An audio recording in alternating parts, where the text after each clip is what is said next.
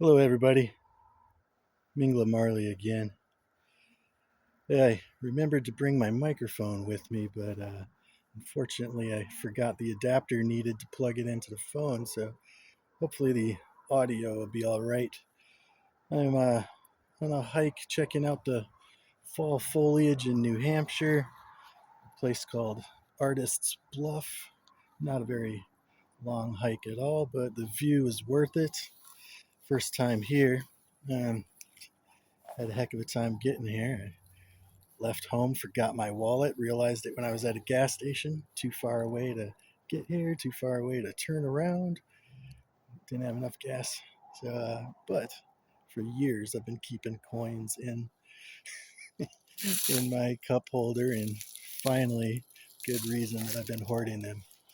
But anyways, what I wanted to talk about today is how I ended up choosing Cebu as my place to retire to. A couple weeks ago, I did a video where I was talking about how I ended up landing on the Philippines as my place. And now I want to talk about how I landed on a city I had never heard of prior to these searches. Um, I had been doing, lots of YouTube research, watching expat vloggers and podcasters. Um, and they kept talking about Cebu, and prior to that, the only place I knew about was Manila, and I wasn't really looking into, moving to a capital city, the biggest city, millions of people.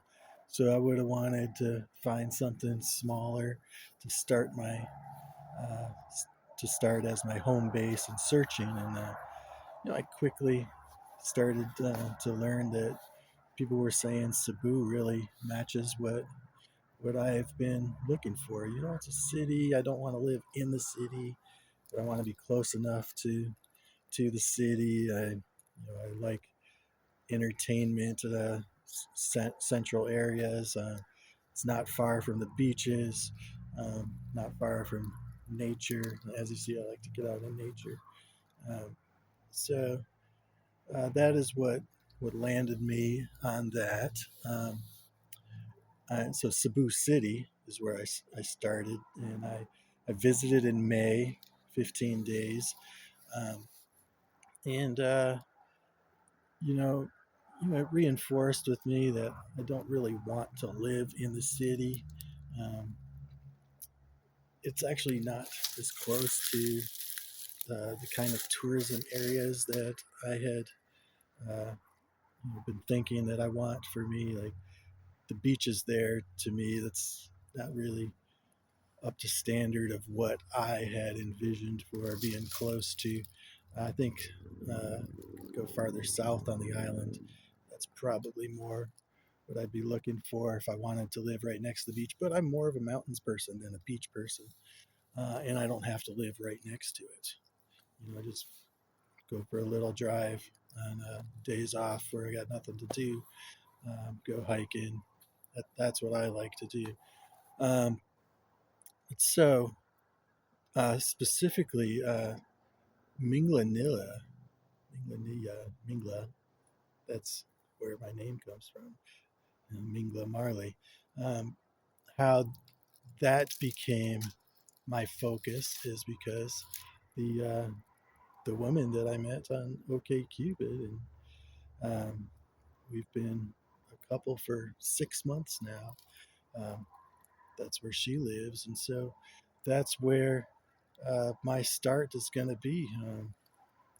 She lives on kind of like the family compound right now. They're building a brand new addition where I would be moving in with her next year. And, that would be the starting point. It isn't the end point, but the starting point. Uh, Stay there while I get my feet on the ground in the Philippines. And